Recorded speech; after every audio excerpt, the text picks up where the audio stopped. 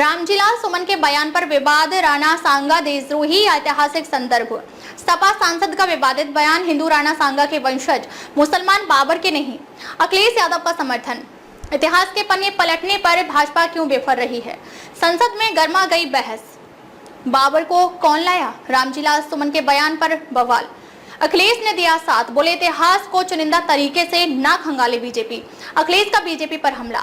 अगर औरंगजेब का पन्ना पलट सकते हैं तो राणा सांगा पर चर्चा क्यों नहीं? भारतीय राजनीति में इतिहास का पन्ना एक बार फिर से उल्टा गया है। संसद में समाजवादी पार्टी यानी सपा के राज्यसभा सांसद रामजीलाल सुमन के बयान ने कोहरा मचा दिया है। अन्य राज्यसभा में विवादित टिप्पणी करते हुए कहा कि भारतीय मुसलमान बाबर को अपना आदर्श नहीं मानते, बल्कि वे पैगंबर मोहम्मद और सूफी परंपरा का पालन करते हैं। लेकिन उन्होंने सवाल उठाया कि बाबर को भारत में लाया कौन?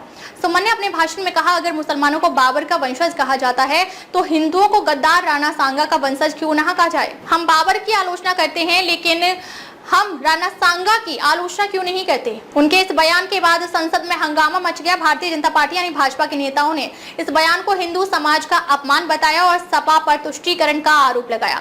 अखिलेश यादव का समर्थन। इतिहास के पन्नों की बात। इस बयान पर उठे विवाद के बीच सपा प्रमुख अखिलेश यादव खुलकर सुमन के समर्थन में आ गए। उन्होंने कहा, यदि भाजपा नेता औरंगजेब पर चर्चा करने के लिए इतिहास को पलट सकते हैं तो रामजीलाल ने भी इतिहास के एक पन्ने का जिक्र किया है। उन्होंने भाजपा पर निशाना साधते हुए कहा कि इतिहास को चुनिंदा तरीके से खोदने से सच्चाई नहीं बदलेगी। अखिलेश ने सवाल किया, भाजपा जब औरंगजेब के अत्याचारों का उल्लेख करती है तो राणा सांगा का इतिहास क्यों नहीं देखती? राणा सांगा और बाबर ऐतिहासिक संदर्भ पर उठे सवाल है। इतिहासकारों के अनुसार राणा सांगा ने बाबर को भारत में आमंत्रित किया था ताकि वह दिल्ली के सुल्तान इब्राहिम लोदी को परास्त कर सके। उस समय की राजनीति में राणा सांगा का उद्देश्य था कि इब्राहिम लोदी के पतन के बाद वे दिल्ली के सिंहासन पर अपना अधिकार जमा सके। लेकिन इतिहास के इस पन्ने पर राजनीति ने विवाद का रूप ले लिया है। भाजपा का कहना है कि राणा सांगा ने विदेशी आक्रमणकारियों को आमंत्रित कर भारत की स्वतंत्रता को खतरे में डाला। वहीं सपा नेता इसे केवल ऐतिहासिक संदर्भ के रूप में देख रहे हैं। भाजपा का पलटवार, हिंदू समाज का अपमान। सपा प्रमुख के बयान से तिलमिलाई भाजपा ने इसे हिंदू समाज का अपमान करार दिया। भाजपा प्रवक्ता ने कहा, अखिलेश यादव का बयान सपा की हिंदू विरोधी मानसिकता को दर्शाता है। राणा सांगा भारतीय इतिहास के वीर योद्धा थे जिन्होंने मुगल आक्रमण का डटकर मुकाबला किया। भाजपा ने सपा पर तुष्टीकरण की राजनीति का आरोप लगाते हुए कहा कि अखिलेश यादव सिर्फ मुस्लिम वोट बैंक को साधने के लिए इस तरह के बयान दे रहे हैं। सपा की सफाई, इतिहास के तथ्यों का उल्लेख। सपा नेताओं ने सफाई देते हुए कहा कि रामजीलाल सुमन ने केवल इतिहास के तथ्यों का उल्लेख किया है। सपा प्रवक्ता ने कहा, हमने कोई नई बात नहीं कही है। राणा सांगा ने बाबर को आमंत्रित किया था, यह ऐतिहासिक सच्चाई है। भाजपा को इतिहास के पूरे संदर्भ को समझने की जरूरत है। इतिहास को चुनिंदा तरीके से न खोदे अखिलेश यादव।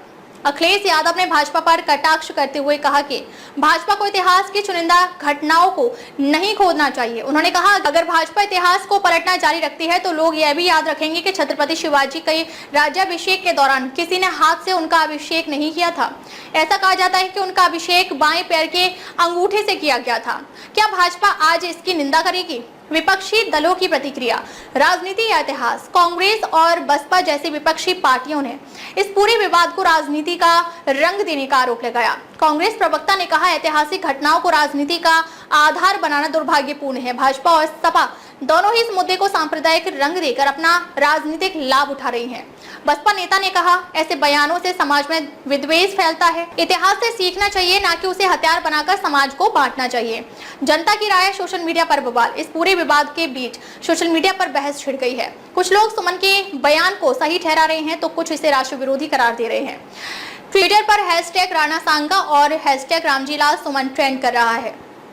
एक यूजर ने लिखा, इतिहास को राजनीति का औजार बनाना बंद करो, राणा सांगा एक महान योद्धा थे।